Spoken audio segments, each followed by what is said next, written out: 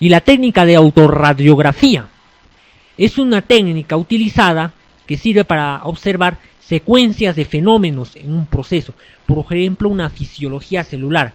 La clásica síntesis de proteínas se usa en la autorradiografía, o por ejemplo en el saco vitelino para ver cómo se forma, también se usa la autorradiografía. Entonces, ¿qué se incorpora? El isótopo, el titrio, el hidrógeno timidina titriada, el 3-hidrógeno. Esa es el clásico utilización para observar secuencias de fenómenos. ¿Cómo así?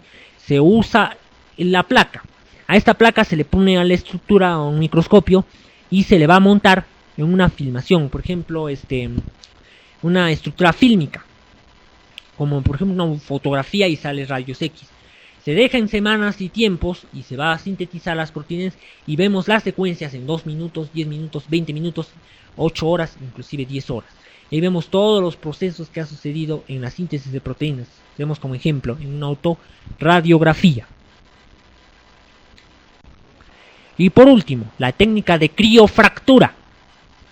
Es la técnica que se usa para observar la estructura interna de la membrana plasmática, para abrir las 2 hemimembranas. Y entonces, ¿cómo se usa? Tienes que congelar esta membrana y se abre en sí, pero no llega a congelar al mismo tiempo. Hoja de corte fría. Cortas las 2 hemimembranas, digieres a las proteínas y puedes observar una membrana separada de la otra hemimembrana. Para eso sirve la técnica de la criofractura.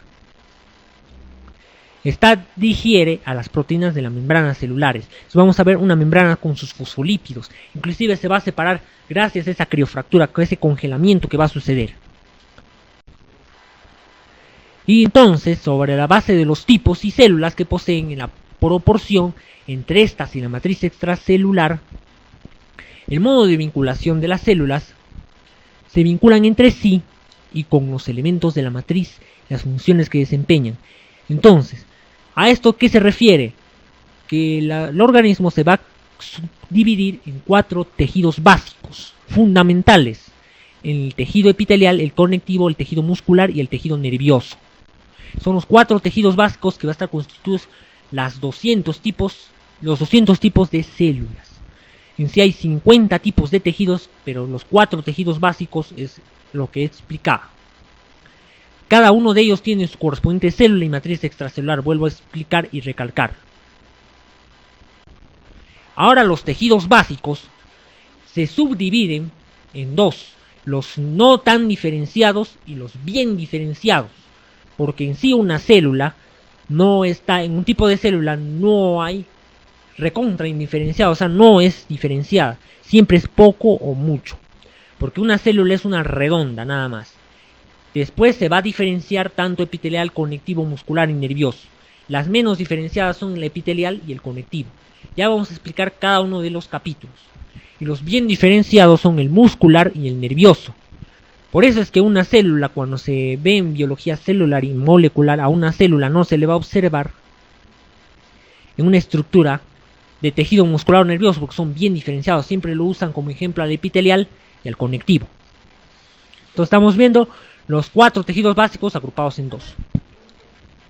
Entonces, ¿por qué el tejido muscular y el tejido nervioso son más diferenciados que las otras 2? El epitelial es una célula común y corriente que se adapta no nada más a una especificidad. El conectivo es lo mismo. Es una célula redonda, pero también tiene su especificidad. Pero en cambio, las otras 2 son más diferenciados porque aparte de poseer las organelas comunes y corrientes, también tienen sus especialidades. Por ejemplo, en el muscular, contracción, y el nervioso, impulso nervioso. Ya tienen estructuras específicas. Entonces hasta aquí terminamos con la última entrega del curso de histología, el primer capítulo. Allí tenemos la bibliografía. Eso es todo, gracias.